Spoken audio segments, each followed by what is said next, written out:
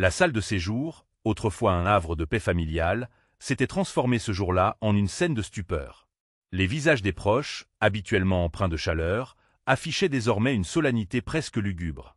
Léa, le cœur serré d'une appréhension grandissante, observait le notaire, maître Laurent, entamer la lecture du testament de son père. Chaque mot résonnait dans le silence tendu, tissant le fil d'un destin qui semblait, pour l'heure, incertain. Elle écoutait, attentive, cherchant son propre nom dans le flot des clauses et des dispositions légales, une attente pleine d'espoir mêlé d'une légère anxiété. La propriété ancestrale, les terres, les biens accumulés au fil des années par son père, tout cela devait être réparti.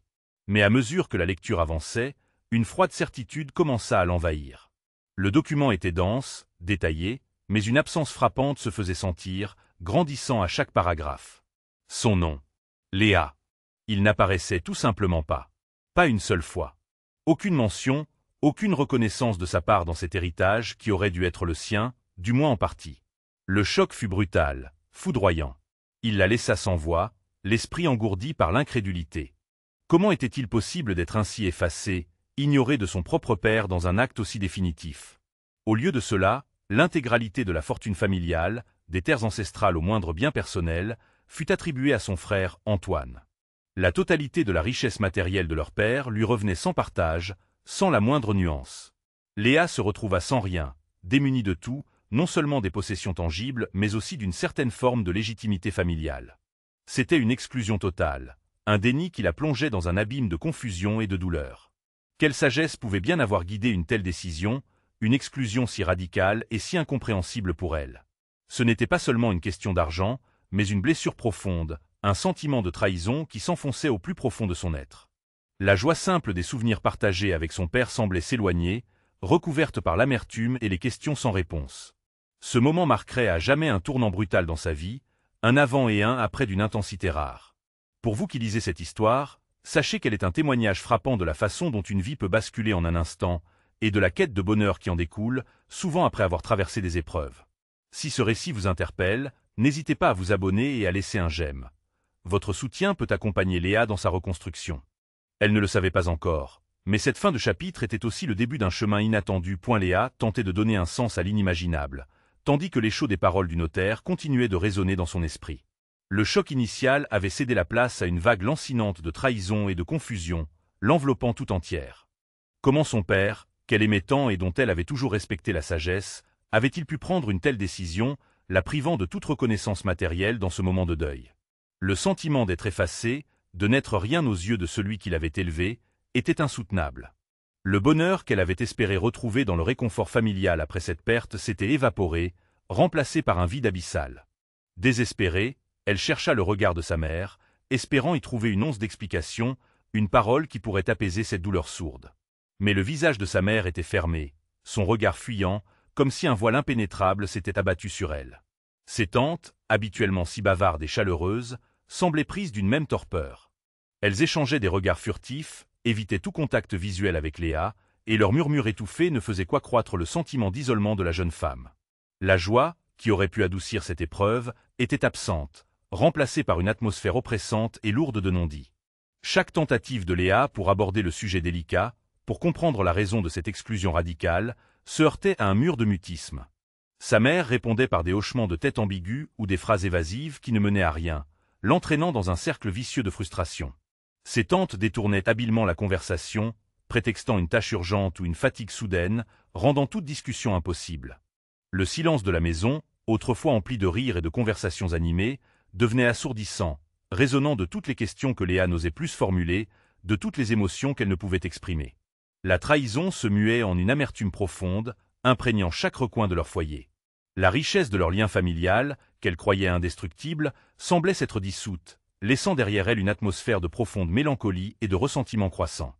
Léa se sentait prisonnière d'une bulle de chagrin, cherchant désespérément la sagesse pour accepter l'inacceptable. Et la quête de réponse devint une obsession dévorante pour Léa. Chaque matin, le même vide l'assaillait, un abîme de questions sans écho. Comment son père, cet homme qu'elle avait tant aimé, avait-il pu lui infliger une telle blessure? L'idée même de cette trahison la rongeait, la privant de toute tranquillité. Elle passait des heures, recluse dans sa chambre, à feuilleter de vieux albums de photos jaunies, cherchant dans les sourires passés une explication, un signe prémonitoire qu'elle aurait manqué. Elle tentait de se remémorer chaque conversation, chaque geste de son père, des plus anodins aux plus significatifs, espérant y déceler une intention cachée, une clé pour comprendre cette décision brutale. Les souvenirs affluaient, doux et amers, des après-midi passés dans le jardin familial où son père lui apprenait le nom des fleurs, aux soirées d'hiver près de la cheminée où il lui lisait des contes.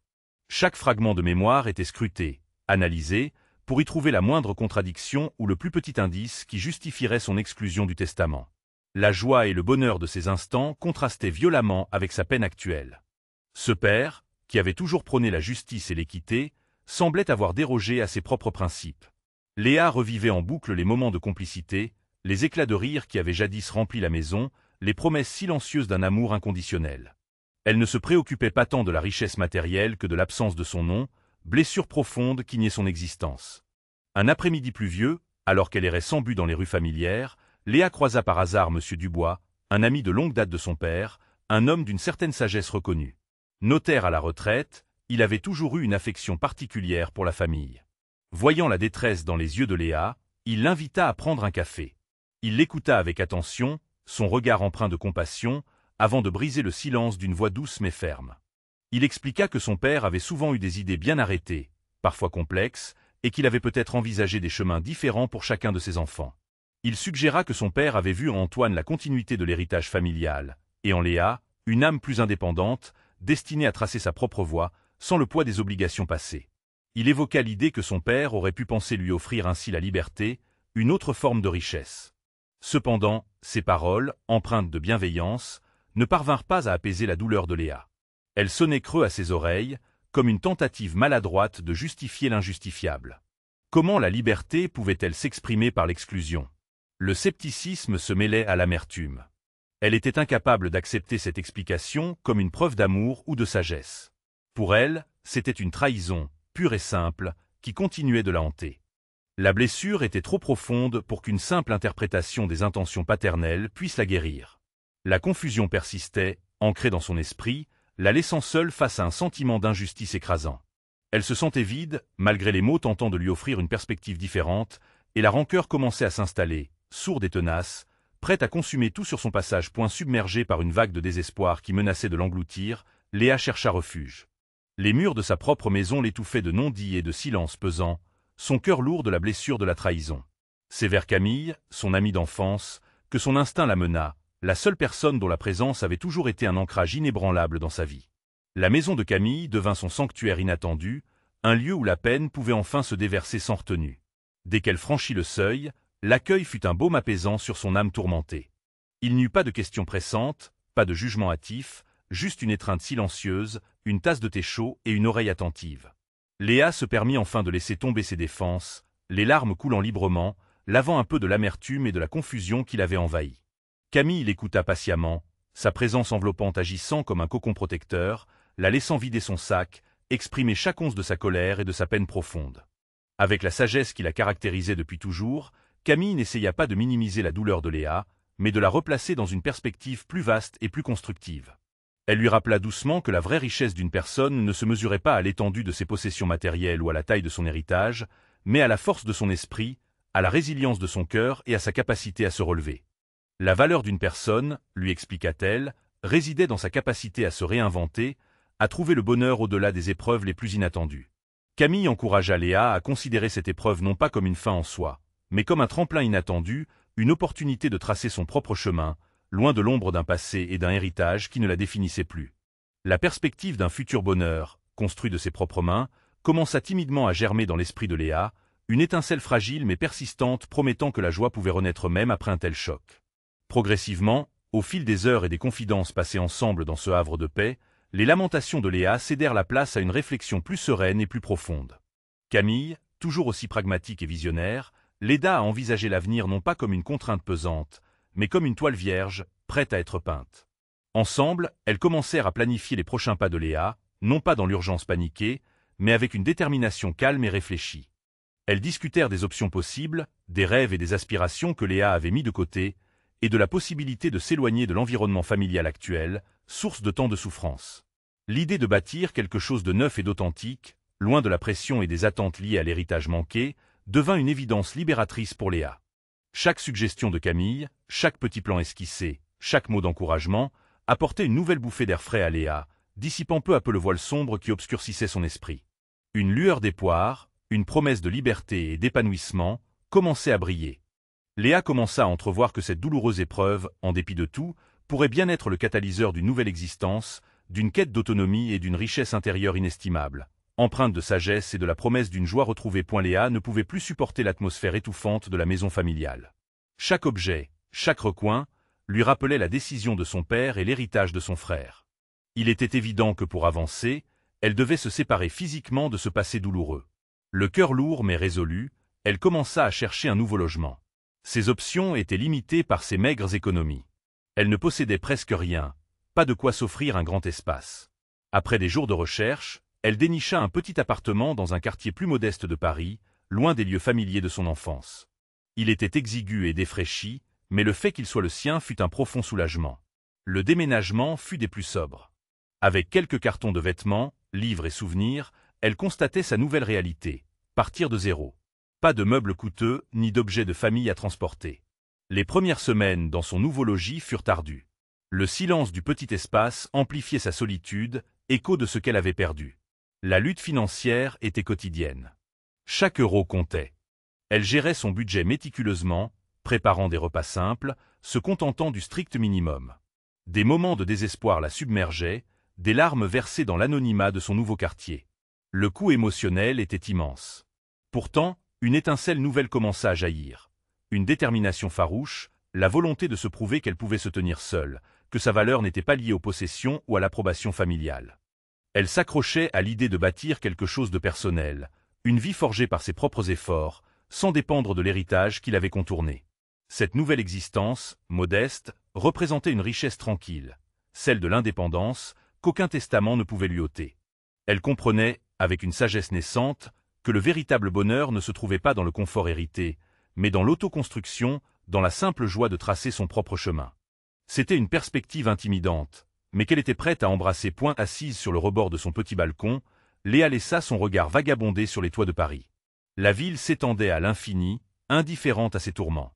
Pourtant, c'est ici, dans ce modeste espace, qu'une étincelle inattendue allait rallumer la flamme de son âme. Elle se souvenait des mains habiles de son grand-père maternel, un ébéniste, véritable artisan. Son atelier débordait d'odeurs de bois brut, de vernis et de copeaux. Léa passait des heures à l'observer, fascinée par sa capacité à transformer un morceau de bois informe en une œuvre d'art. Il lui avait enseigné la patience, la précision, et surtout l'amour du travail bien fait. Ses souvenirs, longtemps enfouis, refaisaient surface avec une clarté étonnante. Elle se rappela alors cette phrase de son grand-père, pleine de sagesse. La vraie richesse ne se trouvait pas dans ce que l'on possède, mais dans ce que l'on construit avec ses mains et son cœur.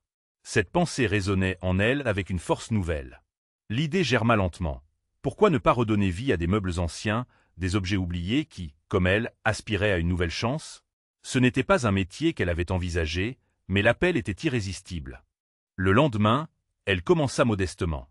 Son minuscule balcon, n'ayant servi qu'à étendre son linge, fut métamorphosé en un atelier improvisé. Quelques outils de base, un établi pliant et une bâche furent ses premières acquisitions. Elle commença par un petit tabouret usé, trouvé dans une brocante.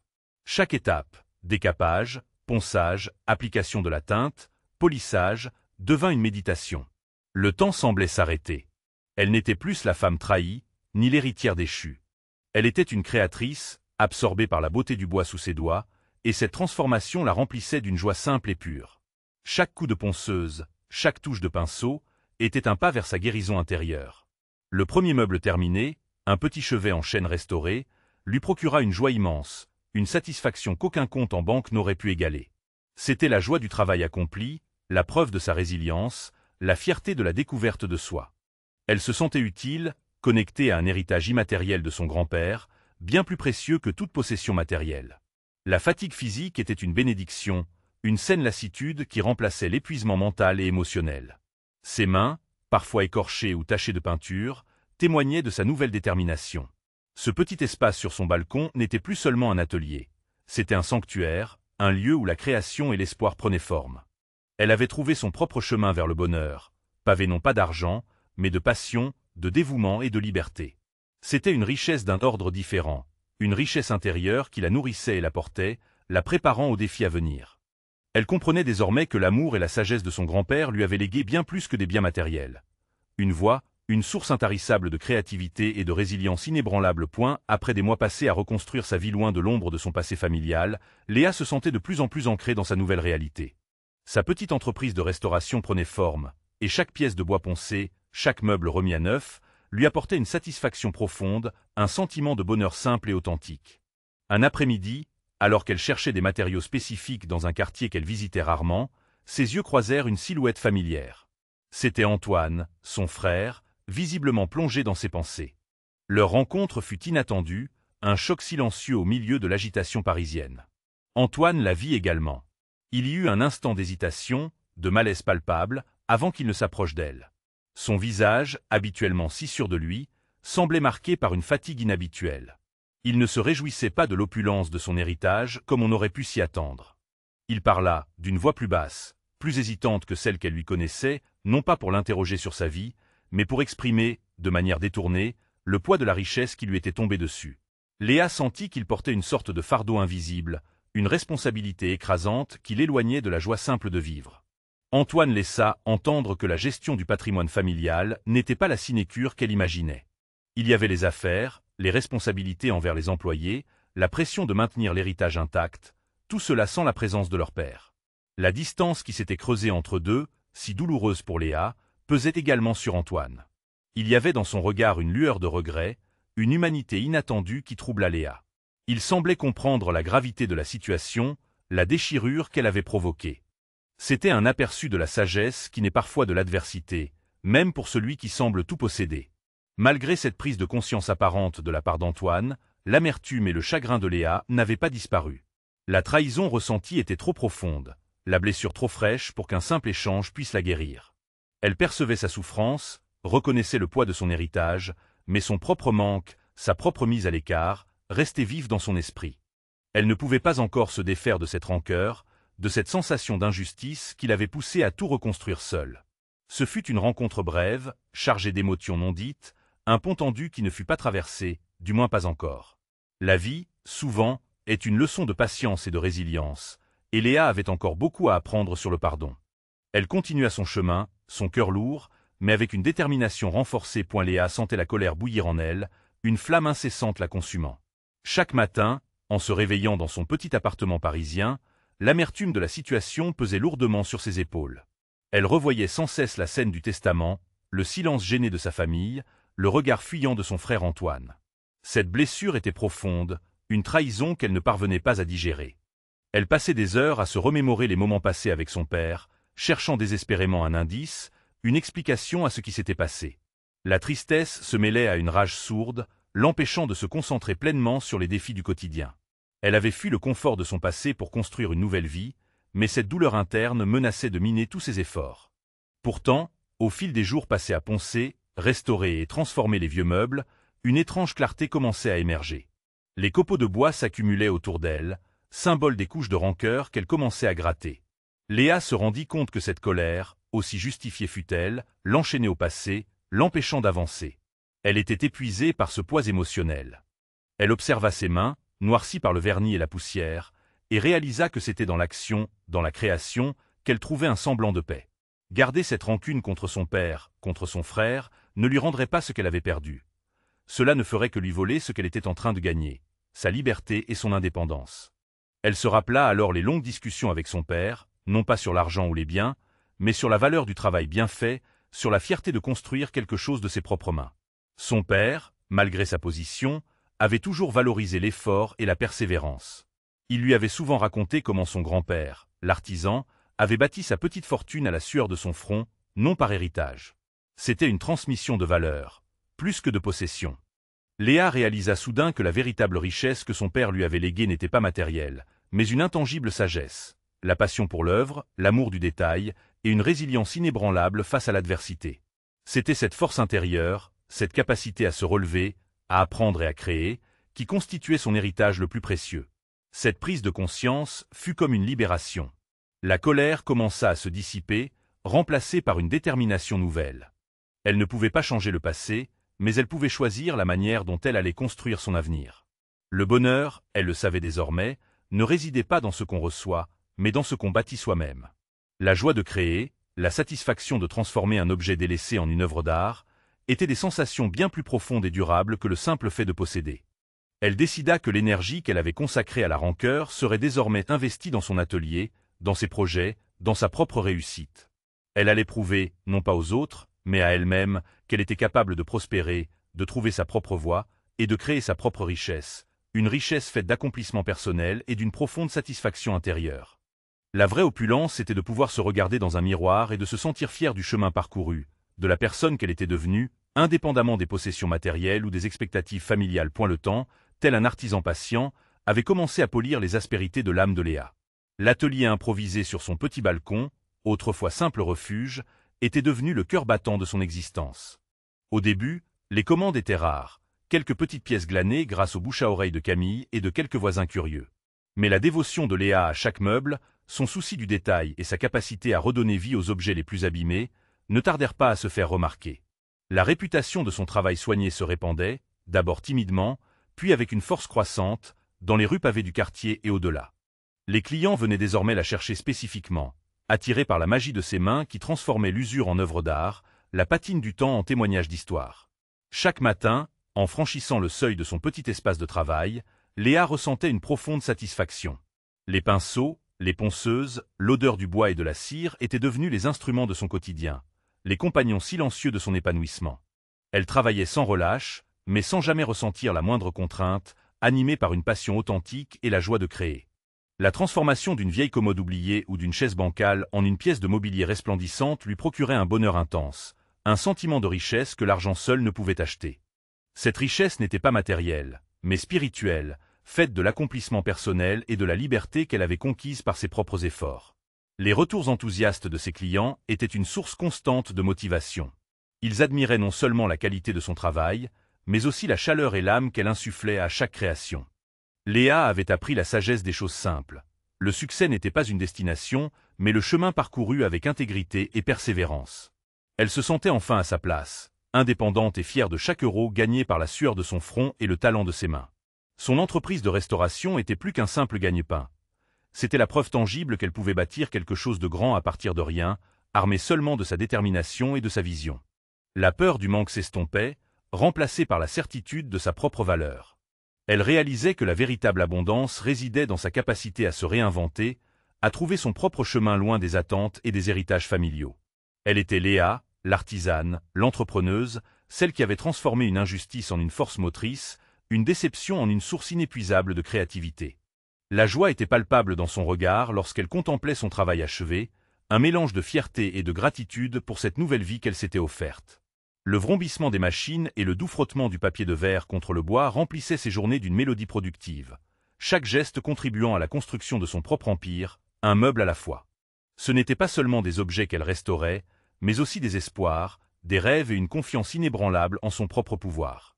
Le succès ne se mesurait plus au bien laissé par d'autres, mais aux opportunités qu'elle créait elle-même, jour après jour, avec une sagesse durement acquise. En cette fin de journée, alors que les derniers rayons du soleil caressaient son atelier, Léa s'accordait un moment de répit.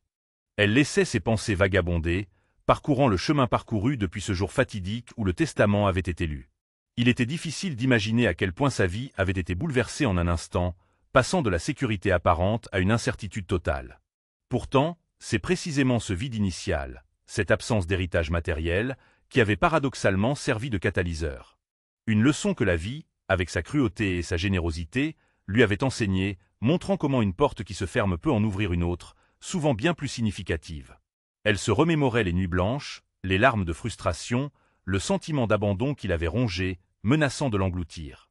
Mais elle se souvenait aussi de la petite étincelle de résilience qui s'était allumée en elle, grandissant progressivement jusqu'à devenir une flamme vive et inextinguible. C'était cette flamme qui l'avait poussée à quitter un passé qui ne la définissait plus, à oser l'inconnu, à construire son propre avenir pierre par pierre, sans aucune aide extérieure. La perte de l'héritage paternel, cette blessure, s'était transformée en une source inattendue de sagesse. Elle avait compris que la valeur d'une personne ne se mesurait pas à l'accumulation de biens, mais à sa capacité à se relever, à se réinventer, à trouver sa propre voie, celle qui résonnait le plus profondément avec son être. Ce chemin sinueux l'avait menée vers une profonde découverte d'elle-même, un voyage intérieur qu'elle n'aurait jamais entrepris si les circonstances avaient été différentes. Elle avait puisé en elle des ressources qu'elle ne soupçonnait pas, une force intérieure capable de déplacer des montagnes. Chaque meuble restauré, chaque commande honorée, chaque client satisfait était une affirmation de sa valeur, une preuve tangible de sa capacité à créer et à prospérer par elle-même, avec ses propres mains et son propre talent. La richesse qu'elle avait acquise n'était pas financière. Bien que son entreprise commençait à être profitable et à lui offrir une stabilité, elle était bien plus précieuse.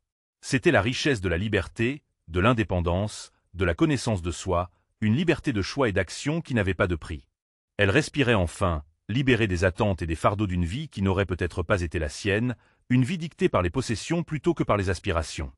Un sourire apaisé éclaira son visage, reflétant une profonde sérénité. Le bonheur qu'elle ressentait maintenant était authentique, pur, non pas celui illusoire des possessions matérielles, mais celui, profond et durable, d'une vie construite sur des bases solides par ses propres mains, son propre labeur. La joie qu'elle trouvait dans son travail quotidien, dans les petites victoires, et le soutien indéfectible de Camille, était une récompense bien plus grande que n'importe quelle propriété ancestrale aurait pu lui offrir. Elle avait appris que la vraie richesse résidait dans la capacité de se réinventer, de transformer les obstacles en opportunités, et de trouver la lumière même dans les moments les plus sombres de l'existence.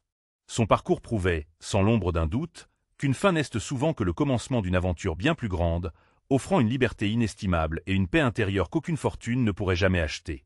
Cette liberté, cette richesse nouvelle, était incontestablement son plus grand trésor, le fruit de sa résilience. Un matin éclatant de soleil inondait les rues pavées de Paris, baignant la ville d'une lumière douce et prometteuse. Léa, le cœur léger et l'esprit apaisé, retrouva Camille sur la terrasse ensoleillée d'un petit café du Marais, un lieu vibrant de rire et de conversation. L'atmosphère était empreinte d'une sérénité nouvelle pour Léa, un sentiment de plénitude qu'elle n'avait pas ressenti depuis longtemps. Elle tenait un verre frais, son regard se perdant dans le balai insouciant des passants, mais son esprit était clair, empli d'une joie profonde. La conversation avec Camille n'était plus un lamento sur le passé, mais une célébration des victoires remportées, des chemins parcourus. Elle n'avait plus besoin de s'attarder sur la douleur de l'héritage manqué. Ses souvenirs étaient devenus des leçons, des fondations pour une nouvelle sagesse. Léa avait compris que la véritable richesse ne se mesurait pas en biens matériels, en propriété ou en fortune. Elle résidait dans la capacité à se relever, à se réinventer, à bâtir son propre bonheur. Le succès de son atelier de restauration de meubles n'était pas seulement une réussite professionnelle, c'était la preuve tangible de son indépendance, de sa valeur intrinsèque, loin de l'ombre de son père et des attentes familiales. Chaque meuble transformé était un écho de sa propre transformation, un symbole de sa guérison. La joie qu'elle puisait dans son travail était pure, une satisfaction bien plus grande que n'importe quel héritage. Elle avait trouvé son but, sa place, et cette découverte surpassait de loin la déception initiale. Elle avait appris que la liberté ne se recevait pas, elle se conquérissait. En levant son verre vers Camille, un geste chargé de gratitude et d'affection, Léa célébrait non pas ce qu'elle avait perdu, mais ce qu'elle avait gagné, son autonomie, sa force intérieure et l'amitié indéfectible qui l'avait soutenue. Le passé, avec ses blessures, était désormais une fondation solide sur laquelle elle construisait un avenir rempli d'espoir et de possibilités. Elle était en paix, libérée de toute amertume, prête à embrasser chaque nouveau défi avec confiance et détermination. La vie lui avait montré son imprévisibilité, mais elle lui avait aussi révélé sa capacité extraordinaire à se réinventer, à trouver la lumière même dans les moments les plus sombres. La vraie richesse, pensa-t-elle, était cette résilience, cette sagesse acquise, cette capacité à transformer l'adversité en une opportunité de croissance